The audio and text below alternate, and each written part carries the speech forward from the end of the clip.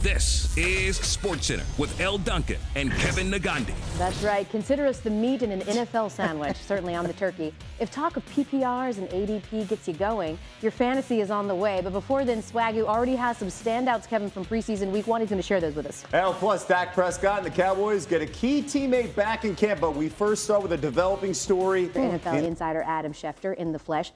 So right after the holdout began, I went back and pulled this quote from Jerry Jones because it did not sound like he was ready to play with Zach Martin. He said, quote, "It's not about precedent, it's about facts." That was in reference to how many guys he was going to have to pay. What changed? What changed is that he's missing his all-pro guard, his team captain. And Easy pitch, too. In 9 years, Martin's missed 9 games. He's been named to the Pro Bowl 8 times, 6 All-Pro selections as well. The only Hall of Famers, Randy White and Bob Lilly, have more All-Pro selections in Cowboys history, so a no-brainer there.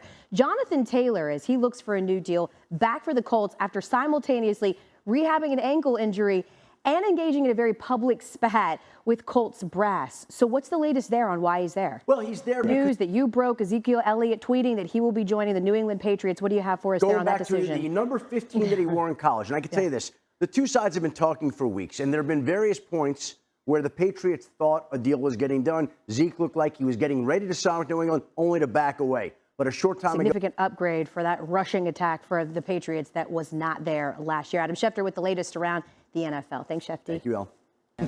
It was just the bounce. We now welcome in NFL analyst Marcus Spears. 10 of 15 or not, Marcus, you watched that game. Lance just looked incredibly uncomfortable against that Raiders defense that's not predicted to be a particularly tough unit. Just give me your evaluation of Lance's development now that we're in year 3. Yeah. Well, let's say this with a caveat. Elle, you would look uncomfortable if 300-pound people trying to hit you and nobody wants to get in front of them and stop them from hitting you because his TV offensive host. line was atrocious. Yeah. Yeah, right. Like definitive judgment on a guy who's only appeared in 8 games and only had 4 starts. Yeah. But under the best possible situation in terms of quarterback friendliness, right? Best. You can ask Brock Purdy. Well, from the highs, the lows really, to the highs, we've now seen every single team take to the field in the preseason. So who stood out most to you over the weekend?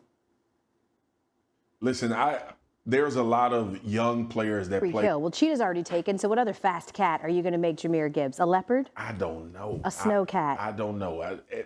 A snow cat, maybe. I don't even think that's a real thing. I just made it up. Psych, there you go. Well, Marcus Spears is back. I set him up. He in Detroit. Snowcat. Snowcat. Famous cats in Detroit. The subject of the movie The Blind Side says his fairy tale football story isn't entirely true. In a court petition, the former NFL lineman alleges that Sean and Leanne Tui never adopted him, instead tricking him into signing a document that gave them legal authority to make business deals in his name. Or is seeking to end his conservatorship and for the Tuohys to pay him his share of profits made off his name and likeness. Who can forget that improbable Jaguars win last January in the wild card round when they rallied from a 27-0 deficit to beat the Chargers? Well, certainly not Chargers quarterback Justin Herbert, who just last month signed on for 5 more years with his team. And now the star quarterback reflecting with our Dan Graziano on the lessons learned in that wild card loss, life with his new OC, and how Herbert's hair became a thing.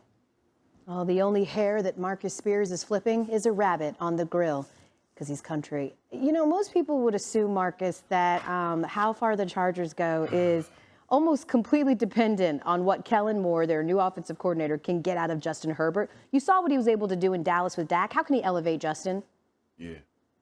I think get him 4 seasons under Moore, the Cowboys offense was the fastest paced, and as it relates to the quarterback, Dak, top 5 in total QBR outside of the pocket. Vegas gives the Chargers the 5th best odds to stop Chiefs, at least in the AFC. Which team, Swagoo, do you see as Casey's top challenger?